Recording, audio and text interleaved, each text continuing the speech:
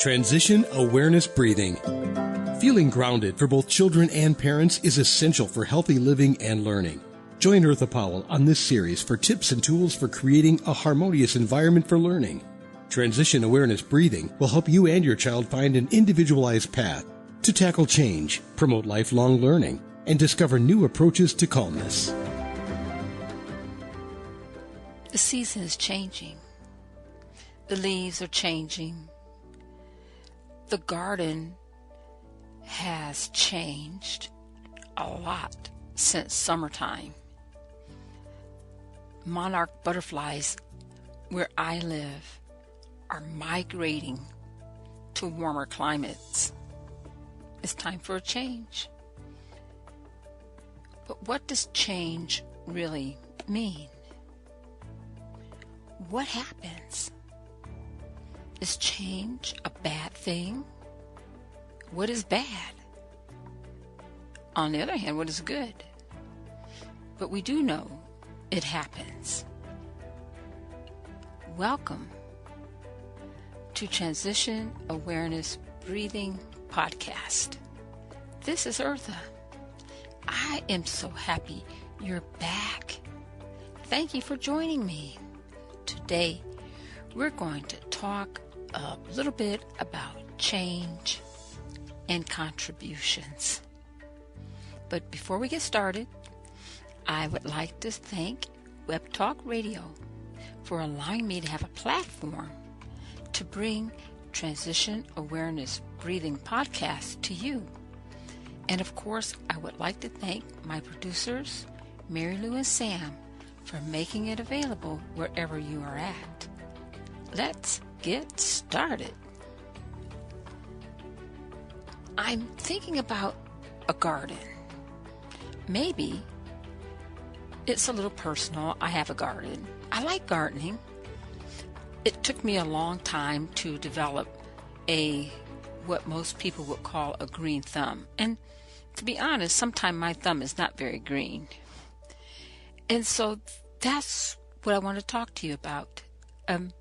My non-green thumb. The times when I plant things and it doesn't work. I may put a seed in the ground, or most recently a friend gave me a plant and it was doing great until I changed its location. Then it wasn't doing so great. We have to be sensitive, don't we? Where we put our plants and how we care for the young seedlings. I think as I reflect on taking care of plants and changing environments, I think we have to think about that even for ourselves. Change means to move from one state to another state.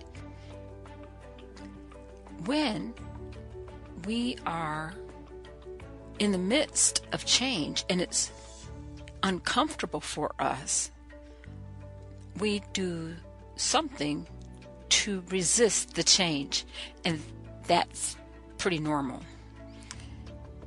When we are accustomed to change and we're accustomed to how our body feels with change, we're less resistant because we've got some experience. My plant was outside and it was getting chilly, so the leaves were dying. I moved it inside because I didn't want this plant to die. It was a gift, and plus I really like plants. When I moved it inside, I put it near a nice warm sunny window. Gave it a little bit of extra attention, kept the soil moist, and lo and behold, it looks beautiful right now. I didn't panic. I knew I couldn't leave the plant in the same location where it was chilly, because in the summertime that plant was doing fine, but the environment had changed. So it was time to move. And so with us, sometimes it's time to move. When the environment tells us that we are not thriving, we're not growing, and there's elements in the environment that prevents us from thriving and from growing, sometimes it's time for a change. Many times it may mean for us to open up our perspective, maybe by getting more education, maybe getting involved in different groups. A lot of that helps open up our perception, and that's a change, because sometimes we reach a level of our expertise, and the reason change is uncomfortable is because we're moving to a higher state, a new level, and we need to get knowledgeable about that next level. Sometimes especially when we're working with a group of people, have you ever worked in a group? Sometimes it's kind of challenging to work with a group and to achieve a mission. Everyone has different personalities. Everyone has different opinions and values. And sometimes working in a group, if the group does not have a solid mission and focus and a purpose, the group can flounder. It can just stay put and look like it's productive, but nothing's really coming out. It's time for a change.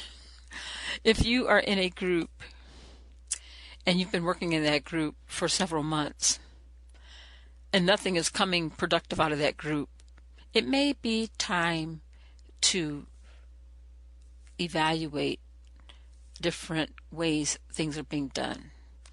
And you have to be open to do that.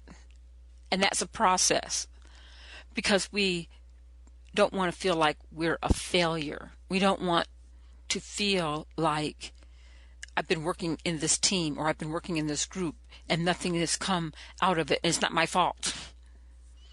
We have to let that reaction, put it on a sticky note and tell that thought, it has to be quiet for a little bit, because what you really want to do is to find out why this team or this group is not working as well as it can be.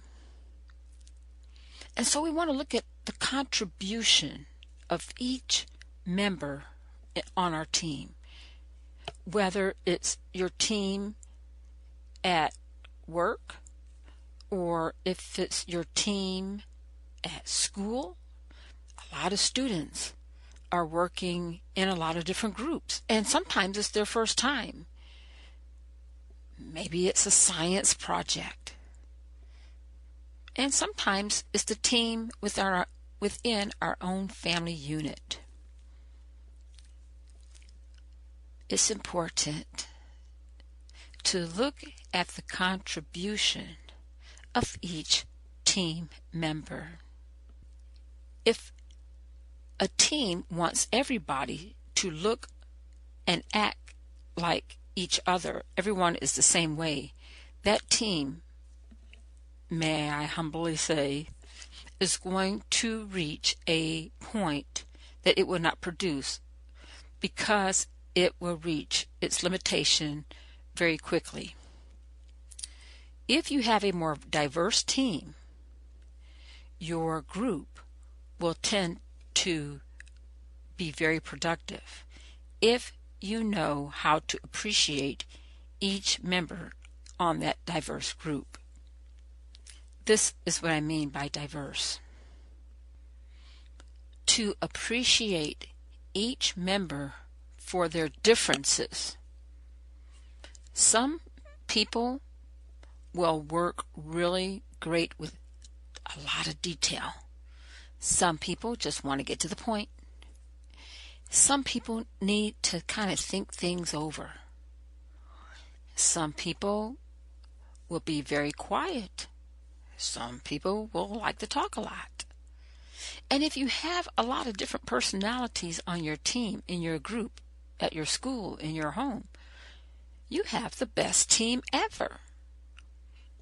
Because each member of that team can look at whatever you're working at from a different perspective. And so when you're finished with your project, you have really got something that has been developed from all sorts of different angles and dimensions, because you have a diverse group, a three-dimensional diverse project. Have you ever heard of Myers-Briggs? It's a personality evaluation tool. And what it does is it helps people learn what their personality type is and the traits they have in their personalities. A lot of leaders and companies use this tool to find out the quality of their organization by having people do this Myers-Briggs tool. And it's really, really cool. I've used it. And when I used it on myself first. It helped me realize that different people work differently on different aspects of a project. And so when I did team building, I would teach people about the Myers-Briggs, and I would have them do a little section on the Myers-Briggs. And majority of the time, people were astounded. They felt like that there's nothing wrong with me. It's just my personality. And it would be kind of a sigh of relief, and people would laugh, and there was acceptance. And when we approached the project, whatever it was, we knew exactly who to assign to different parts of that project, because let's say, something involved a lot of detail and numbers. We knew that we could give that to, this person over here, Joe, and some couple of other people who were just like Joe could guide that team. And when we got whatever they came up with, we knew it was solid. And in some people, maybe they weren't into the big details, but they had a really great broad overview of how things are supposed to go. And so those people are also very valuable to your team, because if you're getting ready to present your product to your teacher or to your CEO or to your department head, you want to do a rough dry presentation. And so these people with these broad visions are really great on your team. It's about contribution. It's about not looking at people in a way that, they don't fit our team because they don't look like us. Actually, it's they fit our team because they're not like us. It's a totally different perspective. And so it may be time for a change. When you look at your group and it's not producing, just like my plant, the plant had signs that it wasn't doing pretty good. The leaves were turning brown, it wasn't growing, it started to get limp.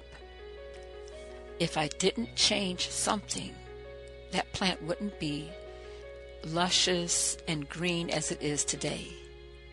So, what we've been talking about is not only about change, but the symptoms of change when it's ready to change, and then using a diverse group a diverse look at the contributions of a team to bring things back to life. I hope that you have a great week, and this gives you a new perspective about change. I'll talk to you next time. Thank you for joining Transition Awareness Breathing Podcast. Be sure and pick up a copy of Eartha's new book, Tab Mindfulness, Awareness and Coloring Activities in a Pandemic World. It's not just an ordinary coloring book. It features 23 illustrations to stimulate thought, relaxation, and creativity for anyone between the ages of 4 and 94. Increase your positive self-talk energy. Unlock new creative paths. Transform your time once or twice a week to create beautiful art while strengthening confidence, building positive self-talk, and sensitize self-awareness. Tab Mindfulness, Awareness and Coloring Activities in a Pandemic World. It's available now at Amazon.com.